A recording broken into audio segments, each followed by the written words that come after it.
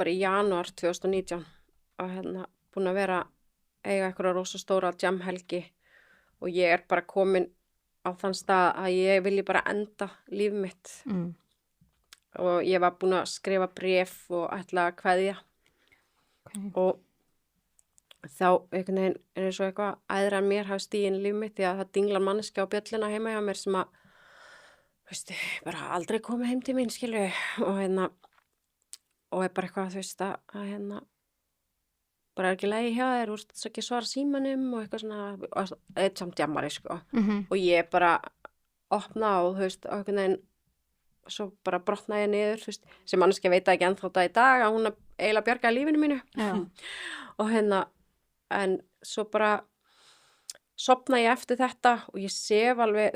ég get ekki tekið börnin í babasvefnum að hafa það lengur og ég svaf alveg, örugglega í 2 sólarhringa eftir þetta, ég fór svo hátt upp, skilju, að ég fór svo djúpt inn í þessa, að ég var bara að fara að enda þetta, sko, að þegar ég vakna og þá sími minn eitthvað að honum og eitthvað svona og ég hringi úr vinnusímanum, ég komin í vinnuna, ég gat bara ekki verið í vinnunum, mér leið svo illa og ég hringdi í bróður minn og hann, 10 árum yngri en ég og hann svolítið svona copy-paste af mér nema þarna hann búin edrú í 4 ár tæp og ég segi bara við hann, ég held ég þurfi hjálp í rauninni var það þannig ég vakna morgunin og ég bara eins og ég sé lasin og börnin mín koma til mín og upp í rúm til mín með kókglas eða eitthvað og ég segi við þau að ég þurfa að hætta að drekka, ég ætla í meðferð og svo fer ég í vinnuna og hringi bróður minn en ég var sérst ekki með síman, sagði ég hringdi hann heima en börnin mín sagði bara, af hverju þarftu það og eitthvað svona, ég útskýrði fyrir þeim að ástæðan verið ég væri að gráta svona mikið og mér liði svona rosalega illa að væri því að mér langaði að drekka, skilju og og þau studdu mig bara rosalega, þannig sonur minn sem sagt 19 ára hún 14 ára og þau bara við styðum því sem þú ætlar að gera og svo fer ég í vinnuna og hringi bróður minn og hann eiginlega bara brotna niður og segist þau eru búin að bíða eftir þessu símtali hann kemur og sækir mig og við förum heim og þar bíður bara mamma með opinn faðminn og allir bara gráta saman skilur ég fæ alveg kökk þegar ég tala þetta það var mjög fallegt moment, pabbi var í útlöndum reyndar og það var bara og ég fæ kraft til þess að fara á fund með bróður mínum daginn eftir og maður bara, ég var á fundinum að það var ég rosalega hrædd mig og rosalega kalt og ég var rosalega bara hrædd eitthvað myndi tala við mig en einhvern veginn eftir fundin kom fólk til mín og mér fannst ég bara einhvern veginn tilheyra fannst ég skipta máli og og það var einhver sem var til í að hlusta á mig ekki það að fjölskylda var ekki til í að hlusta á mig heldur bara fólk sem skildi mig skilju og ég sæki á mánudeginum á Vogi og ég þurfti að bíða 3 vikur 3 vikur? Fyrsta meðferð sko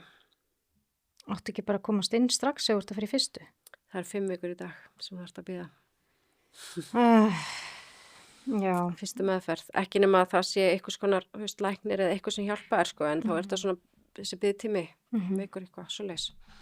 en það voru 3 vikur í helviti Já það myndi ég segja ég ætlaði að verða edrú ég ætlaði að vera edrú þóngli færi í meðferð ég held ég hef aldrei drukkið eins mikið Nei ég held ég hef aldrei farið á einn svarta staði eins og þegar ég var að bíða Í alvöru Já Og það ógeðslega mikilvægt að þetta komi fram af því að fólk deyra á þessum biðlista sko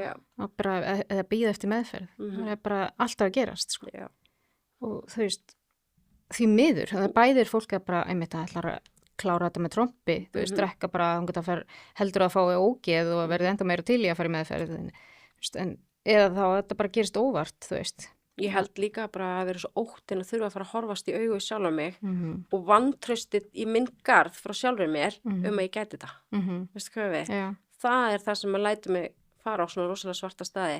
Kvíðin við tilhugsuninni að bregðast þegar ég er búin að segja við fjölskyldurinn mína að ég ætla að fara að gera eitthvað í mínum málum. Já. Og að því mér fannst þetta að vera svo eitthvað neginn, já, mér fannst þetta bara orðið, ég átti bara orðið vini sem voru þarna, skilur og ég vissi bara að ég raunin ekkert hver ég var lengur. Nei. En það gerist líka þegar ég labba inn á Vog að ég fæ taugaáfall. Já. Og Vog greip mig alveg ótrúlega vel og ég fekk alveg bara besta ráðgjafa sem ég hef örugglega bara heitt á ævinni og hún bara, já, átti við mig bara mjög mannlegt samtal. Já. Hún var sjálf óvirkur alkohólisti og mamma, skilur, að því samviskubiti var svo rosalega mikið hjá mér. Já. En sem sagt ég fór bara, mjög ölvuð inn á Vog, sko.